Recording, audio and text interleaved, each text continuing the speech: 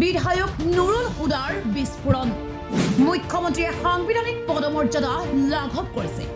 উজনিত কোনোবাই মিয়া মুছলমানক অত্যাচাৰ কৰিলে মুখ্যমন্ত্ৰী দায়ী হ'ব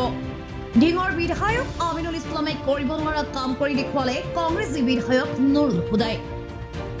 পুৰণা দিহিং সমষ্টিত আজি বিধায়ক নুৰুল হুদাই কেইবাটাও পথৰ 2025-26 বৰ্ষৰ পকীপথ নৱীকৰণ আঁচনিৰ অধীনত পথ নিৰ্মাণৰ কামৰ শুভাৰম্ভ কৰে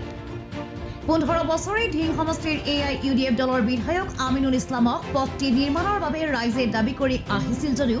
বিধায়ক আমিনুল ইছলামে কৰিব নোৱাৰিলে সেই কাম আজি নুৰুল হুদাই সেই কাম কৰাত ৰাইজ উৎফুল্লিত হৈ পৰিছে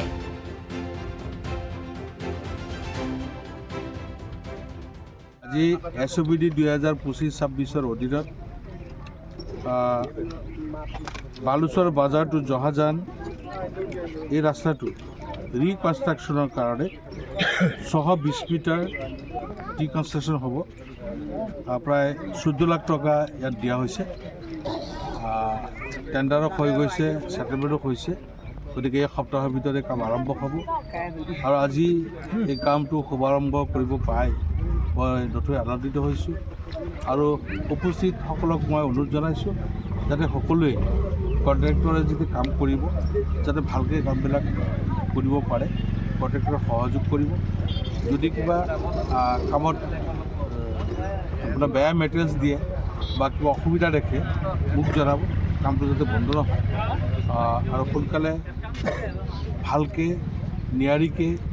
ইষ্টিমেট মতে যাতে কামটো হয় তাৰে আহ্বান ৰাখিছোঁ দিন আগত এজন সন্মানীয় বিধায়ক তেওঁক এটা মিটিঙত সভাত কৈছে যে মই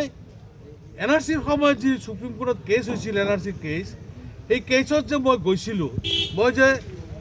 সুপ্ৰিম কোৰ্টৰ পাছ মই দেখাইছিলোঁ সেই কথাটো কৈছে তেওঁ বোলে বেলেগ কেছত কিবা জামিন লোৱাৰ পাছৰ কাৰণে মই গৈছিলোঁ সেইটো বোলে NRCৰ কেছ নাছিলে মই আজি ইয়াত প্ৰত্যাহ্বান জনাইছোঁ আপোনালোকৰ মিডিয়াৰ জৰিয়তে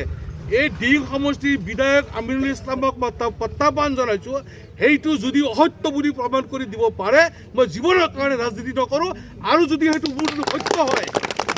এইটো যদি সত্য হয় তেওঁৰ কথাটো যদি অসত্য হয় তেতিয়াহ'লে তেওঁ পদত্যাগ কৰিব নাই তেওঁ ৰাজনীতি ত্যাগ কৰিব নাই এই কথাও ৰাজহুৱাভাৱে ক'ব লাগে আৰু পুনৰবাৰ মই তেওঁক সকীয়াই দিছোঁ তেওঁ বহুত মিছা কথা কৈ ফুৰিছে গতিকে সেই মিছা কথাৰ পৰা সাৱধান হৈ থাকক